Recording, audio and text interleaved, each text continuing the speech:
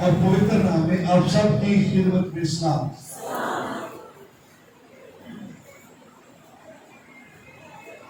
खुदावंद के शुक्रगुजार हैं कि खुदा हमें प्यार करता है और सिर्फ बुराए नाम ही प्यार नहीं करता बल्कि अपनी मोहब्बत का सबूत भी पेश करता है। आमीन आमीन। तो सबसे पहला सबूत जो उसकी मोहब्बत का है, उसने अपना बेटा यीशु मसीह हमारे लिए दे दिया। ये मोहब्बत का सबूत है। और उसके बाद रूह कुछ आपको इनाम में दिया। आमीन। ये भी मोहब्बत का प्रूफ है। और फिर रूह उसकी नेमतों का तस्करा करें तो ये ऐसे ही है कि मोहब्बत पर मोहब्बत, मोहब्बत पर मोहब्बत और सबूत पर सबूत।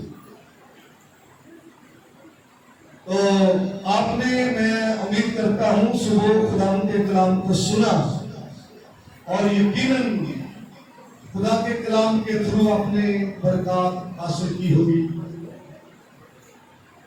तो आज भी खुदावंद के कलाम को हम सुनेंगे और सीखेंगे। आपके पास बाइबल है, जरूर निकालिए। पौलुस रसूल का पहला खत है कुरिन्थियों की कलीसिया के नाम, उसका 12वां बाब, उसकी 4थी आयत से 8वीं आयत तक हम पढ़ेंगे।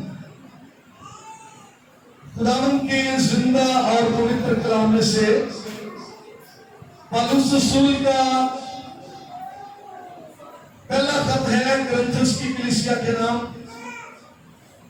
उसका 12वां बाब, उसकी 4थी आयत से उसकी 8वीं आयत तक हम पढ़ेंगे। कलाम मुकद्दस में यूं मरकूम है,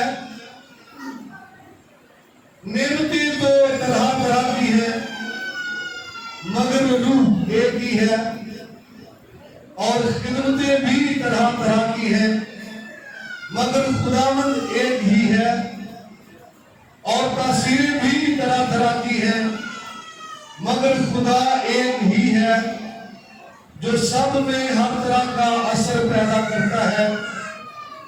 लेकिन हर शख्स में रूह का ज़हूर फायदा पहुंचाने के लिए होता है, क्योंकि एक को रूह के वसीले से हिकमत का कलाम अनायत होता है और दूसरे को उसी रूह की मर्जी के मुआफिक अलवियत का कलाम। खुदावंद के पाक कलाम के सबब से आज हमें बड़ी बरकत मिले। आमीन। जी, आज हम गुफ्तगू करने वाले हैं रूह उसकी नेमतों के हवाले से। तो सिर्फ रूह उसकी 2 नेमतों का आज हम जिक्र करेंगे। बेशक इस पैसेज के अंदर पाक रूह की 9 नेमतों का तस्करा है। कितनी नेमतों का?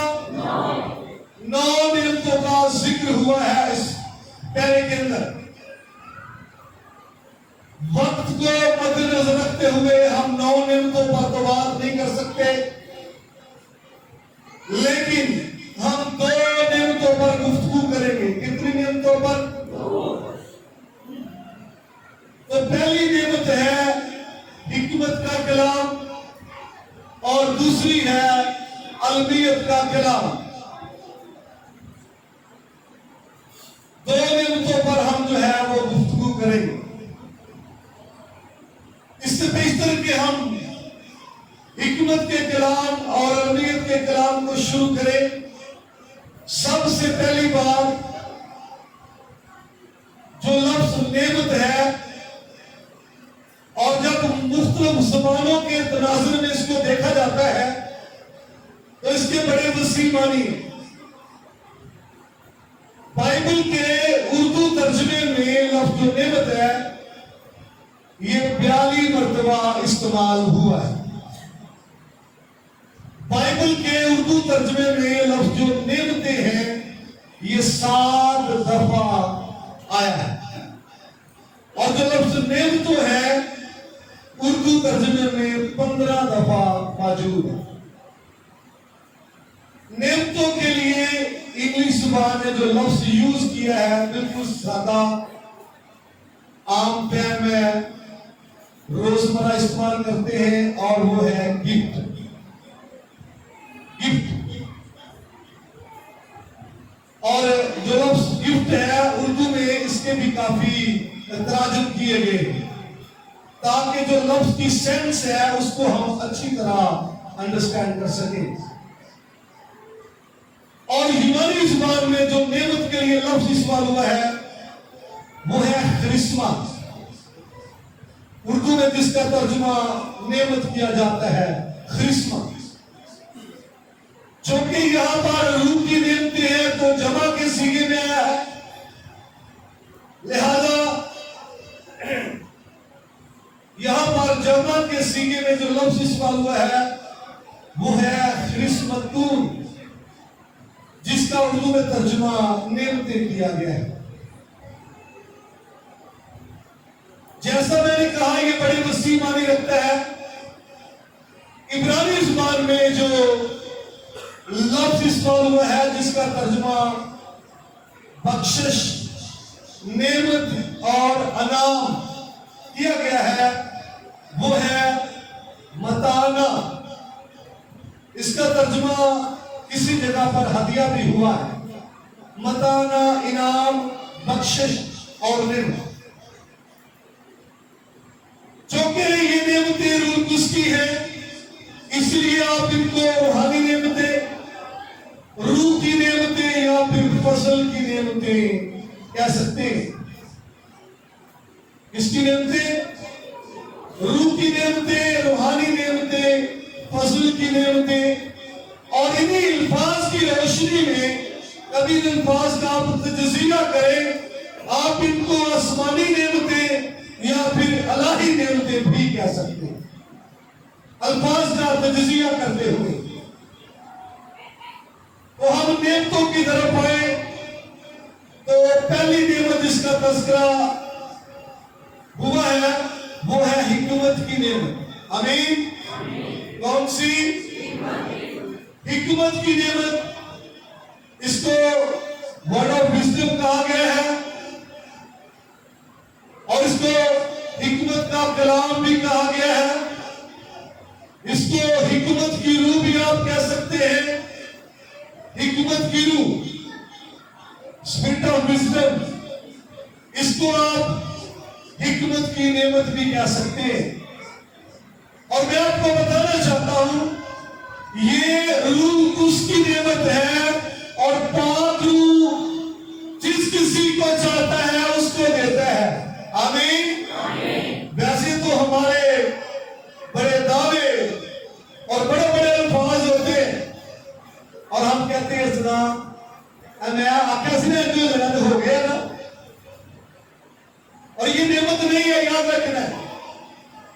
ऐसे तीर क्योंकि चल गया, यदि ना चलता तो फिर तभी बोलो तुक्का। तुक्का लाया सी तो चल गया तो चलो ठीक है। ये रूह उसकी नेमत नहीं है। और कभी कभी लोग ये कहते हैं मेरी छठी हिस्सी ये कहती है, ओ भाई जी तेरी छठी हिस्से, वो रूह उसकी नेमत नहीं है। रूह उसकी नेमत की बात करें तो वो प्रॉपर आपकी जिंदगी में काम करेगी, वो कंटिन्यू आपकी जिंदगी में काम करेगी। और रूह उसकी नेमत को मद्देनजर रखते हुए मैं चंद शख्सियात का तज़किरा जो है वो जिक्र जो है जिनका तज़किरा बाइबल ने किया है आज उनका जिक्र करूंगा। लेकिन इससे बेहतर ये जानिए ये जो हिकमत है जहां जिसको नेमत कहा गया है ये ज़मीनी नहीं, आमीन, ये बशरी नहीं, ये इंसानी नहीं, बल्कि ये समावी है, ये ऊपर से है, ये इलाही है। और की तरफ से है। आमीन। तो बाइबल के अंदर अगर आप बाइबल को पढ़े तो ये चंद जो लोग हैं उनके अंदर थी हिकमत की नेमत, और बाइबल में उनको मेंशन किया गया है। सबसे पहली बात याद कीजिए कि जब हमें ये मिलती है, खुदा के कलाम के जो सहायक है, खुदा के कलाम की जो अमीर बातें हैं, खुदा के कलाम की जो पुजीदियां हैं, हिकमत की नेमत की बदौलत हम उनको अंडरस्टैंड कर सकते हैं जिनको आम फहम बंदा समझ नहीं सकता, या फिर आम फहम बंदे की समझ से बालातर है, उसकी अकल से बाहर है। तो इस मामले में जिनके पास ये थी, दानियल, याद करें जी, क्या दानियल ऐसा शख्स था, वक्त नहीं मैं हवाला जात पढ़ूं लेकिन आपको समझ आ जाएगी। दानियल ऐसा शख्स था जिसको हकीमों का सरदार कहा गया, जो अहले दानिश है, जो अहले हिर्द है, जो आकल और अकील है, उनका सरदार इसको बनाया गया। और बाइबल ने कहा कि वो हकीमों का सरदार। आमीन। रीजन क्या था कि उस पर हिकमत की जो नेमत है उसके अंदर थी, और रूह उसका मसा जो हिकमत की रूह है उस पर ठहर चुका। हालेलुया। मेरे साथ आइए, दीवार पे एक हाथ ने लिखा, और प्रॉब्लम यह था कि वो हाथ किसका है। परेशानी ये है, जो लिख रहा था वो हाथ किसका हाथ है, जो कुछ लिखा गया वो क्या लिखा गया, जो कुछ लिखा गया उसके मानी और मुतालिब क्या है, उसके मीनिंग क्या है। बड़े बड़े नामवर लोग बुलाए गए, बड़े बड़े साहिब हिकमत और दानिशमंद बुलाए गए। जी आप पढ़ेंगे क्या लिखा है, वो कहते हैं जी नहीं पता नहीं क्या लिखा है, इसके मीनिंग क्या है पता नहीं क्या है। एक हाथ ने लिखा है, उसके बारे में वो कहते नहीं पता नहीं। ऐसे शब्द को ढूंढा गया जो हिकमत की नेमत रखता था, ऐसे शख्स को बुलाया गया जिस पर हिकमत की रूह ठहर चुकी थी, ऐसे शख्स को बुलाया गया जो खुदा का वंशज था। और उससे पूछा, उसने कहा जो हाथ जाहिर हुआ वो आसमानी खुदा का हाथ था, जो कुछ लिखा गया वो मिने मिने तकीला फरसी। मिने मिने का मतलब है तोला गया। हमारे कल्चर में पंजाबी में नहीं कहते चीजा मिलना, अली मिलना तो पता है ना, शाबाश। देख उसके साथ ही कितना रिलेटेड है। मिने मिने तकीलो फरसी, तू तोला गया और तकीलो फरसी तेरी सल्तनत तकसीम हो। वाह, ये भी बता दिया कि हाथ किसका है, ये भी बता दिया कि तलफ़्फ़ुज़ क्या है भारत का, ये भी बता दिया इसका मीनिंग क्या है। रीजन ये था कि उस पर हिकमत की रूह ठहर चुकी। और मैं आपको बताना चाहता हूं, जिस किसी पर हिकमत की रूह ठहर जाए वो शख्सी मसाइल हल कर सकता है, वो खानदानी मसाइल हल कर सकता है, वो कौमी मसाइल के हल का बायस बन सकता है। आमीन। और आगे आगे चलकर देखेंगे वो बैनुल अक़वामी मसाइल के भी हल बन सकते हैं। हालेलुया। बैनुल अक़वामी मसाइल के हल का भी वो बायस बन सकता है जिस पर हिकमत की रूह है। हालेलुया। किसकी बात हम कर रहे हैं? दानियल की। और बहुत ज्यादा वक्त नहीं है कि ज्यादा बात कर सके, सिर्फ एक ही बात करके आगे बढ़ेंगे। इसके पास हिकमत थी। क्या थी? इसके पास हिकमत थी और इसके बायस ये शख्स जान सका। आमीन। हिकमत की नेमत। और कभी आप इसकी जिंदगी को पढ़े तो ये नहीं है कि सिर्फ हिकमत की नेमत थी। हम आगे बढ़ेंगे। इसके पास इल्मियत की नेमत भी थी, लेकिन जब हम इल्मियत को शुरू करेंगे फिर इसकी तरफ आएंगे। आमीन। मैं सुलेमान बादशाह का तज़किरा करना चाहता हूं। सुलेमान बादशाह के पास हिकमत की नेमत। जब उसने जबून के पहाड़ पर 1000 कुर्बानी चढ़ाई, खुदा आसमान का खुदा उसके पास आया, बता मैं तुझे क्या दूं। आमीन। कैसा बंदा होगा खुदा जी के पीछे पीछे फिरता है? आमीन। खुदा ने कहा गया है, बोलो कुर्बानी कहां चढ़ाई थी? जबून के पहाड़ पर। खुदा उसके पास रात को आया, बता मैं तुझे क्या दूं। उसने कहा हिकमत, दानिश, आकल, दिल। और वो भी इसलिए कि तेरी कौम का इंसाफ कर सकते। और इस बात से खुदा खुश हुआ। हालेलुया। खुदा इस बात से क्या हुआ? उसने कहा तूने उम्र की दराज़ी नहीं मांगी, तूने दुश्मनों की मौत नहीं मांगी, तूने दौलत नहीं मांगी, और देख मैंने तुझे आकल, दिल दिया। तेरी मदद ना कोई गुजार ना होगा। और याद शॉर्ट में बात करूंगा।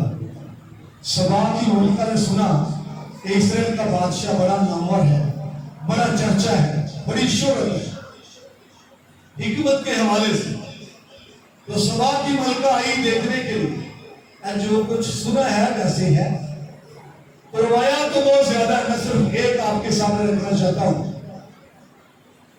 जब सुलेमान के पास आई, मिली है, देखा है, तो उसने दूर कुछ फासले पर 2 फूलदान रखे और बादशाह से कहा, बादशाह इन दोनों में से एक असल है और एक आर्टिफिशियल।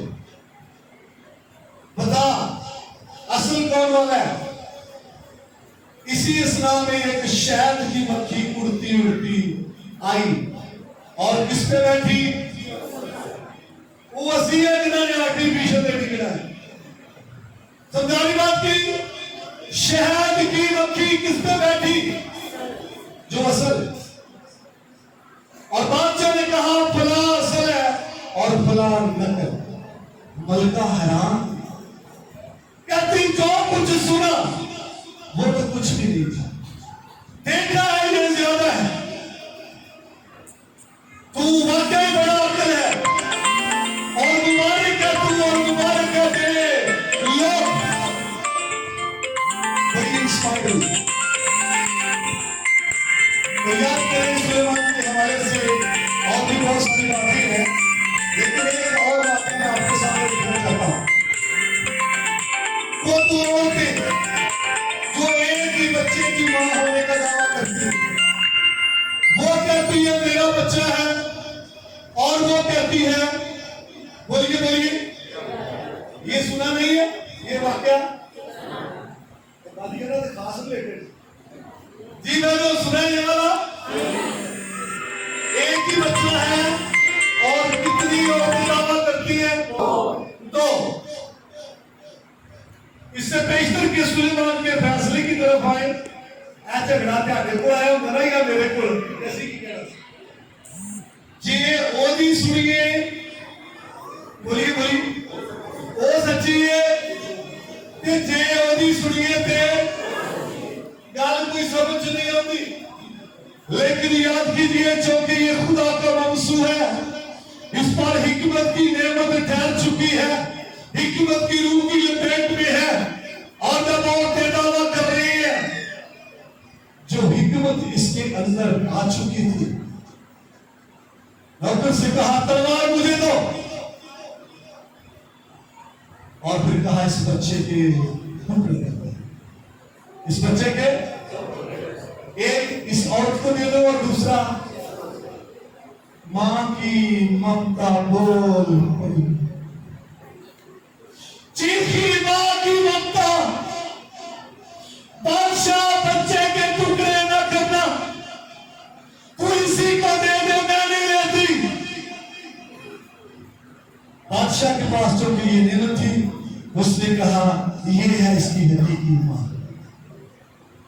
और जो झूठी थी वो कहती बादशाह फैसला खूब की गई, हाँ अति अतः दे देता, लेकिन हिकमत की ने मुझसे दुरुस्त फैसला किया।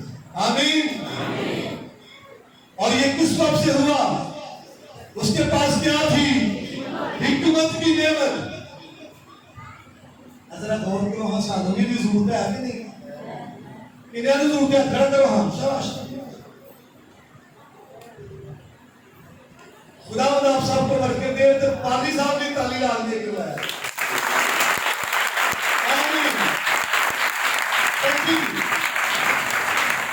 ये इसलिए क्लैपिंग ने करवाई है, पाली साहब ने दोनों क्लियर की, डबल जरूरत है अपने लिए या बुआ जी के लिए। तो पाली साहब ने डबल डिजायर किया, इसलिए मैंने कहा क्लैपिंग हो। अब मैं वक्त को मद्देनजर रखते हुए चीजों को शॉर्ट कर रहा हूं। यूसुफ को देखिए जो कुएं में फेंका गया और 2 बार फरोख्त हुआ। ऐसे शख्स से आप क्या तकाजा कर सकते हैं जो 2 बार बिका? वो आपके क्या मसाइल हल कर सकता है, आपके क्या काम आ सकता है? लेकिन याद कीजिए, बिकने को छोड़िए, इस बात को याद रखिए उसके अंदर हिकमत की रूह है। आमीन। दानिशमंद था वो शख्स। जब फरौन ने ख्वाब देखे और फिर यूसुफ को तलब किया गया, 7 मोटी मोटी गाय, उसने कहा बादशाह 7 साल बड़ी फसल सूखी गाय, 7 साल कहत के, फिर वो 7 पालियां सेहतमंद कमजोर पालियां, और आखिर पर कहता है ये जो कुछ मैंने कहा है कैद होगा और खत्म हो जाएगा जो आपने स्टोर किए। बादशाह ने कहा इसका हल क्या है? यूसुफ ने कहा नहीं क्या मैनू रख लो, नौकरा नहीं उसे पादरी साल बताते जरूरत आती ना हाले हो जाए। क्या ख्याल है? क्या उसने ये कहा? बोलिए भैया, अगर आपके पास हिकमत है, अगर आपके पास हिकमत की नेमत है, आप लोगों की जरूरत बन जाएंगे, आपको ये कहने की जरूरत ही नहीं पड़ेगी अजी मैं है, मैं कहने की जरूरत ही नहीं। उसने कहा है कि शख्स तलाश किया जाए जो बड़ा अक्ल हो, बड़ा अकील हो, बड़ा दानिशमंद हो। तो फरौन ने कहा इससे बढ़कर कौन हमें मिल सकता है? हालेलुया। जिसमें खुदा की रूह है, जिसमें हिकमत की रूह है, जो दानिशमंद है, इस इससे बढ़कर कौन हमें मिल सकता है? आमीन। क्योंकि उसने कौन काम कर रहा था? शाबाश। क्या बोलना है ना जी? उसने कौन काम कर रहा था? हिकमत की नेमत, हिकमत का रूप।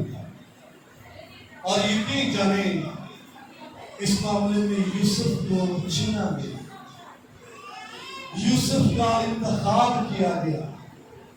और जैसा मैंने पहले बात की थी कि अगर ये हिकमत हमारे पास है, पर्सनल जो हमारे मसाइल हैं उनका भी सद्भाव हो सकता है, खानदानी और फिर कौमी, ऐसा ना? तो यहाँ पर देखें कि दीगर ममालिक से भी लोग गंदम लेने के लिए जाते हैं। मिस्र के अलावा कनान के लोग भी गए और गंदम देने का और रसीवन का इख्तियार किसके पास था? यूसुफ के पास। एक शख्स कई लोगों के मसाइल का हल जो है वो बना, क्योंकि उसके पास क्या थी? शाबाश, हिकमत की नेमत। ते साढ़े को अपने मसाइल ही हल नहीं होंगे, रीजन शाबाश आदे तो खाली हिकमत से खाली। तो क्या कभी ये डिजायर है कि मुझे हिकमत दे? क्या कभी ये प्रेम थी? वो तो कहते हैं जिसमें हिकमत की कमी हो तो वो खुदा से असी कभी महसूस नहीं करते, असी ने कमी है ही नहीं, क्यों वादू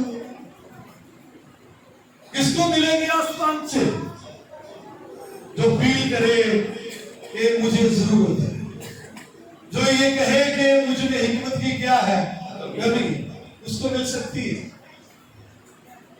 और बज़लीएल का तज़किरा करना चाहता हूं। ये वो शख्स है जिन्होंने खेमा इज्तिमा के हवाले से, ये कढ़ाई के लिए क्या यूज होता है?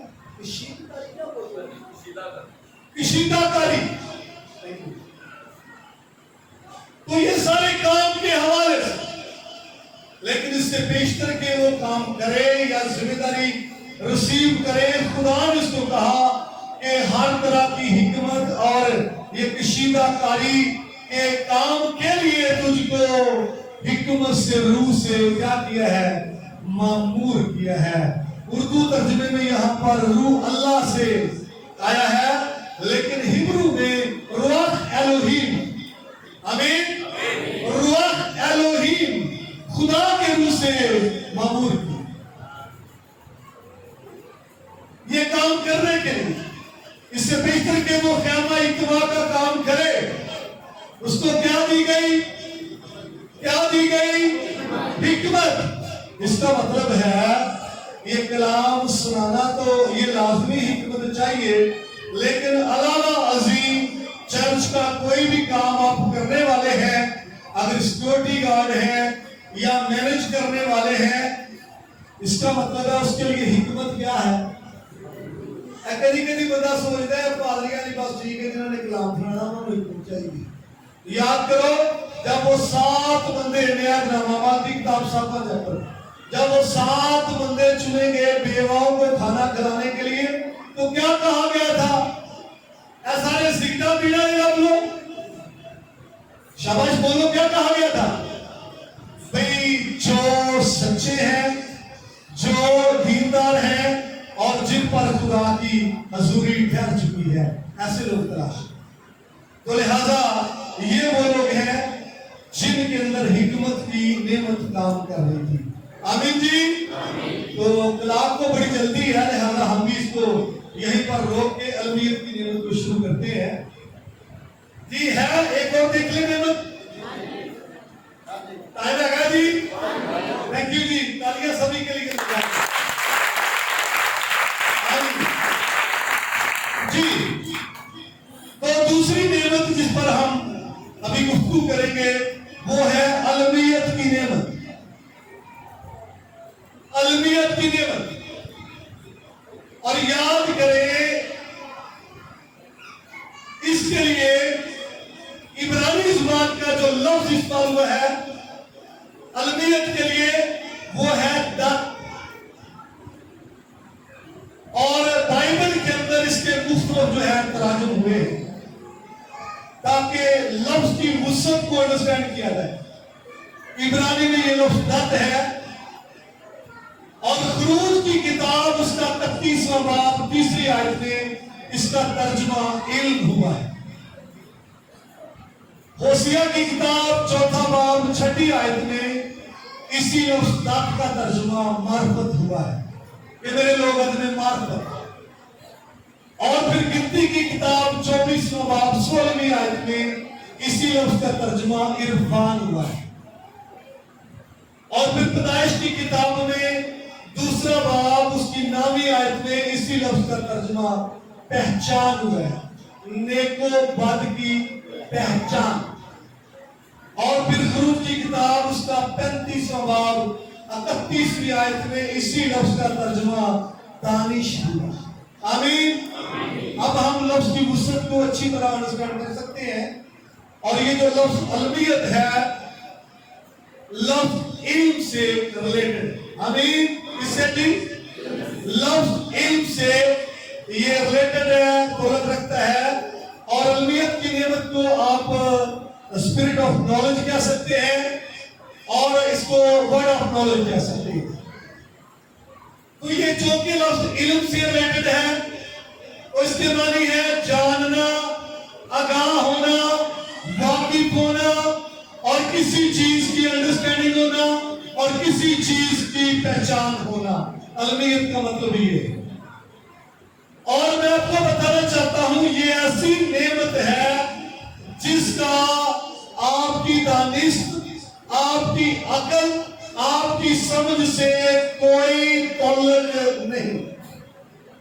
ये ऐसी नेमत है जिसका आपकी रिसर्च से, आपकी स्टडी से कोई ताल्लुक नहीं। कभी कभी शायद लोग इस तरफ चले जाते हैं जिन्हें को बड़ा इल्म है जी इनू इल्मियत दी नेमत मिली है। अजी जेड़ा बाबा को 4 हवाले पेश कर ले इनू बोले बोले अलमियत की नेमत मिली है। ये तो ये नहीं, याद कीजिए इंसानी दानिश के साथ इसका कोई लिंक नहीं है। और ये पाक रूह की नेमत है, जब किसी को मिलती है तो फिर वो पोशीदा बातों से, छिपी हुई बातों से आगाह होता है। और इसके हवाले से भी हमारे पास बड़े लोग हैं जिनके बारे में सीख सकते हैं। तो पहली बात दानियल की तरफ आई। नबूकदनेस्सर ने ख्वाब देखा और वो भूल गया। उसने अपने मुल्क के तमाम साहिर, फालगीर, जादूगर और सारे वो जो ऐसा जानने वाले थे इकट्ठे किए और पूछा और सब नचा। और बादशाह ने कहा सबको कत्ल कर दो। और वो निकले ढूंढ ढूंढ कर कत्ल कर रहे हैं, क्योंकि दानियल भी उन्हीं हकीमों की लिस्ट में आते थे। दानियल को भी ढूंढा गया और जब वो वजह दरियाफ्त की क्या मामला है तो बताया कि बादशाह ने ख्वाब देखा, वो भूल गया, ना कोई ख्वाब बताता है ना कोई तबीर करता है। तो बादशाह ने अर्ज दिया कत्ल कर दो। दानियल ने कहा मोहलत दी जाए। आमीन। क्या दी जाए? मैं क्या करूंगा? बादशाह का हल तलाश करूं। और फिर वो दुआ में झुक के दानियल और उसके रफीक, और उसको जवाब मिल गया। दानियल फिर बादशाह के हजूर में खड़ा है। और ये नोट कीजिए, अलमियत की नेमत के बगैर नामुमकिन है। ख्वाब बादशाह देखे और बताए दानियल, ख्वाब कोई देखे और ख्वाब बताए दूसरा। ये अलमियत की नेमत का काम है। आमीन। उसने कहा बादशाह जब वो अपने बिस्तर पर लेटा था, बादशाह मंजर लगता है तो याद होना शुरू हो गया।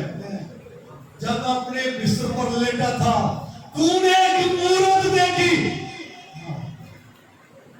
ठीक है, जिसका सर सोने का, सीना और बाजू चांदी के, और पेट तांबे का, और टांगे लोहे की।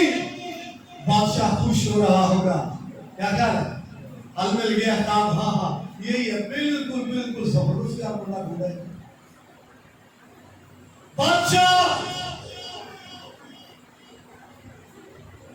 फिर एक पत्थर गिरा, हाथ लगाए बगैर, और वो मूर्त के लगा है, और वो टुकड़े टुकड़े हो गए। इसकी ताबीर बादशाह सर सोने का, बाबरी हुकूमत, यानी तू सीना और बाजू चांदी के, तेरे बाद मादी फारसी हुकूमत, पेट तांबे का, उसके बाद यूनानी हुकूमत, और टांगे लोहे की, आखिर पर रोमी हुकूमत।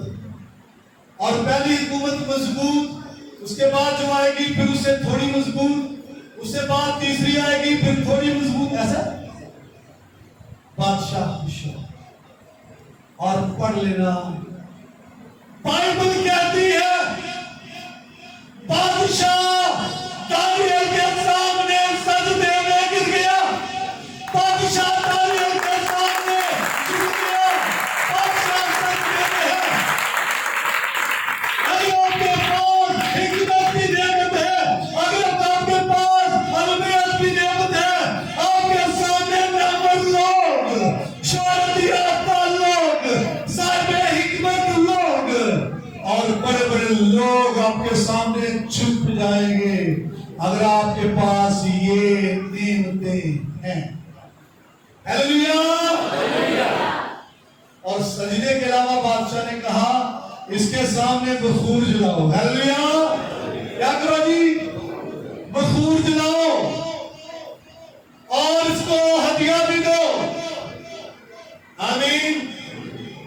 हदिया आपे मिल जाता है जो हिकमत ही नहीं प्यारे लबड़ा नहीं पैदा। आमीन। हदिया ਨੂੰ पैर लग जाता है, आपे ही आ जाएगा। क्या ख्याल है?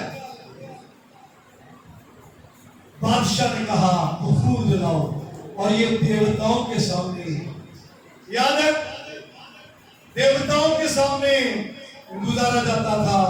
और आपको एक जगह पर पलूस और शायद असलास थे, लोगों ने उनको देवता समझा और बड़ी शानमानी वो कर रहे हैं। और यहां पर दानियल को सिजदा हुआ है, बड़ी इज्जत मिली है, बड़ी ऑनर मिली है, और बड़ा मुकाम मिला है, क्योंकि वो इस नेमत की वजह से, इल्मियत की नेमत की वजह से बादशाह के ख्वाब को जान सका। आमीन। और हिकमत की नेमत की वजह से ख्वाब की ताबीर कर सका। और देखो दोनों नेमतें इसके अंदर मिलकर क्या कर रही हैं? काम कर रही हैं। हालेलुया। हालेलुया। एक मरतबा हाथों को लहराइए, गफलत से बाहर आइए, गफलत के हल्के से बाहर आइए, जोर से हाथों को लहराइए, इंशाअल्लाह ताली जोर से चिल्ला करिए।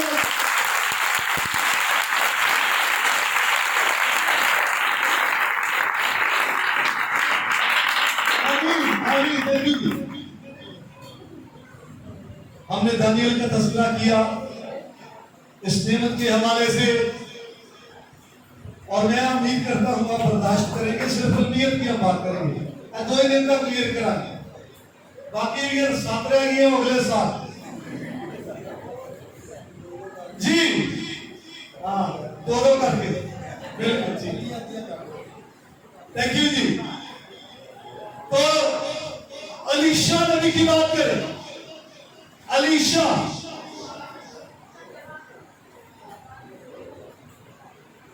अलीशा नबी जो है एलिया नबी का शागिर्द था, और इसने रिक्वेस्ट की उस्ताद से कि तेरी रूह का दूना। कभी कभी हम बड़ी मिस्टेक करते हैं, ये नहीं कहा कि रूह का दूना, समझो करो जरा, कभी कभी लोग प्रेयर में भी ऐसा बोलते हैं, रूह का दुगना, तेरे को सिंगल ही बर्दाश्त नहीं होना, तो तू की कह रहे हैं? शागिर्द ने उस्ताद से कहा, तेरी रूह का दूना, यानी जितना नशा तुझ पर ठहर चुका है, जितना अदब तुझ पर है, इससे डबल मुझ पर होना चाहिए। तो जो अरामी है वो हमला करना चाहते थे इस्राइल पर। तो नबी ने अपनी कोठरी में, अपने घर में ये देख लिया और एक नौकर को बताया कि बादशाह को अलर्ट करना कि फला तरफ ना जाए, अरामी हमला करने वाले। और इस तरह से वो बादशाह बच गए। बाइबल कहती है फिर कई मरतबा ऐसा हुआ।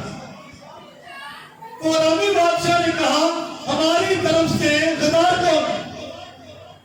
कौन है जो उनको जाके बताते हैं? तो अरामी जो फौजी थे, नौकर थे, उन्होंने कहा, बादशाह कोई भी गद्दार नहीं, कोई पोशीदा बातों को उधर जाकर शेयर नहीं करता, बल्कि उनके यहाँ एक नबी है जो तू अपने खिलवत में करता है, सोचता है, वो जान जाता है। आमीन। इस तरह से वो बच जाते हैं। और नबी इसलिए जानता था क्योंकि उसके पास अलमियत की नेमत थी। आमीन। कौन सी नेमत थी? अलमियत की नेमत। तो बादशाह और इसराइल के लोग यूं मच जाते हैं। और एक और वाक़या है नबी के शागिर्द का, जहाजी का। जब नुमान कोरी ठीक होके चला गया तो अलीशा के खादिम ने देखा कि वो चला गया है, इस कानून ने उसको कुछ लियालू नहीं कहा, उसके पीछे भागा और जाकर कहा, अभी कोस्तानी मुल्क से नौजवान आ गए हैं और कपड़े चाहिए और सोना और चांदी चाहिए। उसने खुशी से ज्यादा दिए और अपने नौकरों को कहा, इसके साथ जाओ और छोड़ के आओ। वो उसको डेरे में रख के छुपा के उस्ताद के पास चला गया। उस्ताद ने पूछा, कहां से आ रहा है? क्या जवाब दिया? बोलो क्या जवाब दिया? बस इतना ही। आजकल तो बच्चियां का भी यही जवाब जी। मैं भी अपने बच्चों से पूछता हूं, अब पुत्र कितों है? इथों। सही बात नहीं, वो कहां गए थे, कहां है, किस दोस्त के पास थे, क्या बात हुई, क्या प्लान, कहां से आया? इथों। शैतान भी जो खुदा को गया ने पूछा कितों है? इथों। पंजाबी में यही तर्जुमा बनेगा ना, उर्दू में इधर उधर से घूमता। अलर्ट होना है। और उसने कहा, क्या मेरा दिल उस वक्त तेरे साथ ना था जब तू खच्चर के पीछे भाग रहा था? क्या ये लेने का वक्त है? देख, नुमान का कौन तुझे सदा लगा रहे, है ना? कलाम कहते हैं, वो कोड ले आके थे। बोलिए शाबाश, बोलो तो सही। कई बारी लोग अच्छे उस्तादा को लाते हैं, उस्ताद बड़े अच्छे होते हैं। उस्ताद बड़ा नामवर बंदा तो बहुत अच्छा शख्स, वो बकरी गल है, मेरा भरा है, इसलिए मैं ये नहीं कह रहा जी। कभी कभी लोग अच्छे उस्तादा को लाते हैं, पर की जान लगिया की लै जाते हैं, क्या की लै जाते हैं यार? होने से सुनिया भी कोड अपने लिए और अपने घराने के लिए। जहाजी ने भी यही किया, उस्ताद के साथ बड़ा अच्छा वक्त गुजारा, खुदा की कुदरत को देखा, मौजूद को देखा, मुर्दे जिंदा होते देखे, आसमानी लश्कर को देखा, और कोर ठीक होता भी देखा, लेकिन खुद ज्यादा ज्यादा की लै गया। जिन्हें भी शिगिर्द ने पारी साहब थे, उन्होंने बड़ा अलर्ट होने की जरूरत है। हाँ जी, जाते जाते कोड ना लै लिया जी, फिर जो ला गया ना कोड गुनाह का, बदी का, दुनिया वाले तो परहेज ही करेगी, बराबर है जी। समझाई बात की। कोई से लोग क्या करते थे? परहेज करते थे, नफरत करते थे और 6 फुट का फासले को भी दूर रहते थे। आमीन जी। तो नबी को पता चल गया कि ये उसके पीछे भागा था। तो नबी को क्यों पता लगा है? शाबाश दसो, अलवियत की नेमत, शाबाश, उस पर ठहर चुकी थी। और अब मैं यीशु मसीह के हवाले से 2 बातें करके लेक्चर को खत्म करूंगा। कभी ईसाया की किताब आप 11वां बाब पढ़े तो वहां पर तो आपको मिल जाएगा कोई 7 ये सारी वही यीशु मसीह पर ठहरी हुई थी, हिकमत की और मार्फत की, और वो सारा वहां पर है। नीम मुस्कान लेने वाले आए। यीशु मसीह ने पतरस से कहा, जा झील में बंसी डाल। और जो मछली सबसे पहले आए उसके मुंह में मुस्कान, सिक्का, थीपा, और सारा समझा के मेरा प्यार। मुस्कान के लिए शायद कुछ लोग परेशान भी। यीशु मसीह घर में बैठे हुए हैं, सिक्का किधर है? बोलिए शाबाश। मछली में, मछली किधर है? जी जी, झील में। अलवियत का कलाम नोट कीजिए। नजरें वो सारे फासले को क्रॉस करती जा रही है। नजरें पानी को क्रॉस कर रही है। नजरों ने मछली को क्रॉस किया है और फिर सिक्के को देखा है। हालेलुया। और पतरस से कहा, जा। पतरस नास क्या है ठीक है जी। आज ना पानी खाने जरूर है, इसके जरूर आने की मछली मुंह तो देगी ना भाई। जो तेरे लिए है वो गिर नहीं सकता। मछली यूदा को संभाल सकती है तो तेरे सिक्के को भी गिरने नहीं देगी। फक्त उस सिक्के को जो तेरे लिए है, और जो तेरे लिए नहीं वो मछली के पास है ही नहीं। उसने कहा, जा। और यीशु मसीह ने देखा मछली के अंदर सिक्का है। ये अलवियत की नेमत है। आमीन। कौन सा कलाम है? अलवियत का कलाम। यीशु मसीह ने जब नथनएल को देखा तो उसको कहा, फिर हकीकत ये इस्राएली है और इस पे मकर नहीं। उसने कहा, रब्बी खुदावन, तू मुझे कब से जानता है? उसने कहा, भाई जब तू अंजीर के दरख्त के नीचे बैठा हुआ था। हालेलुया। यीशु मसीह ने उसको वहां पर बैठा हुआ जिस्मानी तौर पर ऐसे नहीं देखा जैसे यीशु वहां से गुजरे, ऐसे नहीं देखा था, बल्कि यीशु मसीह ने कैसे देखा था? अलवियत की वजह से। और वो हैरान हुआ नथनएल। उसने कहा, तू ताज्जुब करता है, इससे भी बड़े बड़े काम देखेगा। आखिरी रेफरेंस देके मैं लेक्चर खत्म करना चाहता हूं। जब सामरी औरत से मुलाकात हुई है ना, वो यहूदी था और वो कौन थी? सामरी। स्टोरी को बयान नहीं करना चाहता, शॉर्टकट। उसने कहा, अपने शोहर को ला। तू पानी जिंदगी का मांगती है, अपने शोहर को ला। और उसने कहा, मैं बेशोहर हूं। यीशु मसीह ने कहा, तू ठीक कहती है क्योंकि तू 5 कर चुकी है। तो फिर पैराथल जमीन ही निकलेगी और एक कर। हाँ जी, कितने कर चुकी है? तो वो सोचती होगी, ये सही कह रही है, जो कुछ कहती है ये सही कहता है। और फिर उसने कहा, छठा, तू जिसके पास है वो भी तेरा नहीं। और ये किस वजह से जाना है? पोशीदा बातों को बता दिया, छुपी हुई बातों को बता दिया। हिकमत की नेमत, कलाम की नेमत बड़े मसाइल हल कर सकती है।